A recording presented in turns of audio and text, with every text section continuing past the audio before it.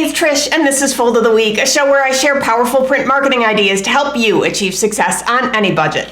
Well, if you're looking to increase response rates for mail, one of the simplest strategies you can use is to go big. Studies show that oversized envelopes have the highest average response rate at about 5%. So today's featured format is an impossible to overlook oversized envelope mailer with an interesting automated production story.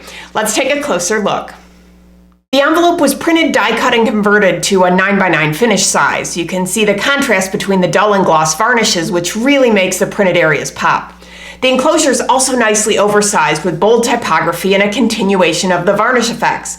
When you open it up, there's one more insert to discover tucked in a simple glued pocket. This piece was produced entirely in line through automation. The pocket carrier was printed, cut, plow folded, and glued, and then through a specialized process called a double cutoff, the insert was simultaneously cut to a smaller dimension, folded and placed into the pocket, all in one pass at super high speeds on a web press. Pretty amazing.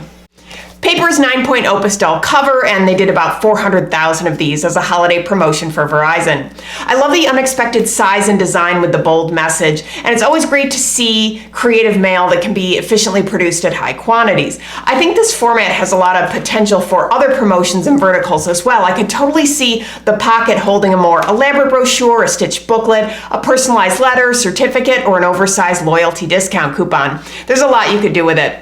A very special thanks to the creators of the sample featured in this episode for sharing this solution with us. If you've ever been inspired by something you've seen on the show, please consider folding it forward and sharing your work too.